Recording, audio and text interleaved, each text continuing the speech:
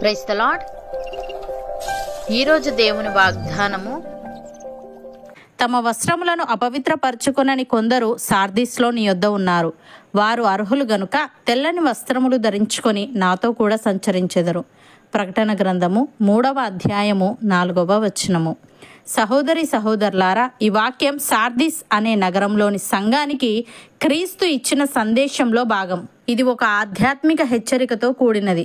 విశ్వాస జీవితంలో పరిశుద్ధతను నిలుపుకున్న కొందరు వ్యక్తులు సార్దీస్ నగరంలో ఉన్నారు. ఇక్కడ వస్త్రములు అనేది ఆత్మీయ పవిత్రతకు సూచన. అపవిత్రత అంటే పాపంలో జీవించడం. సార్దీస్ సంఘంలో కొంతమంది మాత్రమే దేవునికి నమ్మకంగా నిలిచారు. వారు మాత్రమే దేవునిచే అర్హులుగా పరిగణించబడ్డారు. వారు అర్హులు గనుక తెల్లని వస్త్రములు ధరించుకొని యేసయ్యతో కూడా సంచరిస్తారు. ఇది దేవుడు వారికిచ్చే గౌరవాన్ని సూచిస్తుంది. ఇక్కడ తెల్లని వస్త్రములు అంటే తెలుపు రంగు బైబిల్లో పవిత్రత, విజయము, దేవుని నీతిని సూచిస్తుంది. చాలా మంది నేను క్రైస్తవుడిని, నేను దేవుని నమ్ముతున్నాను అని చెప్తారు. కానీ వారి జీవితంలో పరిశుద్ధత, ప్రేమ, నిజాయితీ, పాపాన్ని విసర్జించడం కనిపించదు. అలాంటి జీవితం దేవునికి అంగీకరించదగినది కాదు.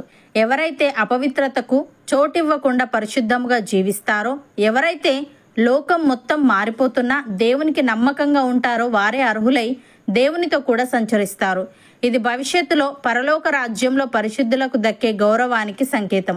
భక్తుడు ఈ విధంగా అంటున్నాడు, ప్రియులారా, మీరు విశ్వసించు అతి పరిశుద్ధమైన దాని మీద మిమ్మును మీరు కట్టుకొనుచు, పరిశుద్ధాత్మలో ప్రార్థన చేయించు, నిత్య జీవార్థమైన మన ప్రభువగు యేసుక్రీస్తు కనికరము కొరకు కనిపెట్టుచు దేవుని ప్రేమలో నిలిచినట్లు కాచుకొని ఉండుడి. సందేహపడు వారి మీద కనికరము చూపుడి. అగ్నిలో నుండి లాగినట్టు కొందరిని రక్షించుడి. శరీర సంబంధమైన వారి అపవిత్ర ప్రవర్తనకు ఏమాత్రము నొప్పుకొనక దానిని అసహించుకొనుచు భయముతో కొందరిని కరుణించుడి. తొట్టిల్లకుండా మిమ్మును కాపాడుటకును తన మహిమ ఎదుట ఆనందముతో మిమ్మును నిర్దోషులనుగా నిలవబెట్టుటకును శక్తిగల మన రక్షకుడైన అద్వితీయ దేవునికి, మన ప్రభువైన యేసుక్రీస్తు ద్వారా మహిమయు, మహత్యమును, ఆధిపత్యమును, అధికారమును యుగములకు పూర్వమును ఇప్పుడును సర్వయుగములను కలుగునుగాక అని. ప్రియులారా, మేము ప్రభు మాటను బట్టి మీతో చెప్పునదేమనగా, ప్రభు రాకడ వరకు సజీవులమై నిలిచియుండు మనము నిద్రించిన వారికంటే ముందుగా ఆయన సన్నిధి చేరము. ఆర్భాటముతోనూ ప్రధాన దూత శబ్దముతోనూ దేవుని బూరతోనూ పరలోకము నుండి ప్రభు దిగివచ్చును. క్రీస్తునందుండి మృతులైన వారు మొదట లేతురు. ఆ మీదట సజీవులమై నిలిచియుండు మనము వారితో కూడా ఏకముగా ప్రభువును ఎదుర్కొనుటకు ఆకాశ మండలమునకు మేఘముల మీద కొనిపోబడుదుము. కాగా మనము సదాకాలము ప్రభువుతో కూడా ఉందము. యేసయ్య ఈ విధంగా అంటున్నాడు, మీ హృదయమును కలవరపడనీయకుడి. దేవుని యందు విశ్వాసముంచుచున్నారు, నా యందును విశ్వాసముంచుడి. నా తండ్రి ఇంట అనేక నివాసములు కలవు. లేని ఎడల మీతో చెప్పుదును, మీకు స్థలము సిద్ధపరచు వెళ్ళుచున్నాను. నేను వెళ్ళి మీకు స్థలము సిద్ధపరచిన ఎడల నేనుండి స్థలములో మీరును ఉండులాగున మరలా వచ్చి నా యుద్ధ నుండుటకు మిమ్మల్ని తీసుకొని పోవుదును అని. సహోదరి సహోదరులారా, మీ హృదయములు ఒకవేళ తిండి వలనను, మత్తు వలనను, ఐహిక విచారముల వలనను మందముగా ఉన్నందున ఆ దినము అకస్మాత్తుగా మీ మీదికి ఉరివచ్చినట్టు రాకుండా మీ విషయమై మీరు జాగ్రత్తగా ఉండుడి. ఆ దినము భూమి అందంతటా నివసించు వారందరి మీదికి అకస్మాత్తుగా వచ్చును. కాబట్టి మీరు జరగబోవు వీటి నెలను తప్పించుకొని మనుష్య కుమారుని ఎదుట నిలవబడుటకు శక్తిగల వారగునట్లు ఎల్లప్పుడూ ప్రార్థన చేయించు మెలకువగా ఉండుడి. అవును అన్నవారు నాతో పాటు ప్రార్థనలో ఏకీభవించండి.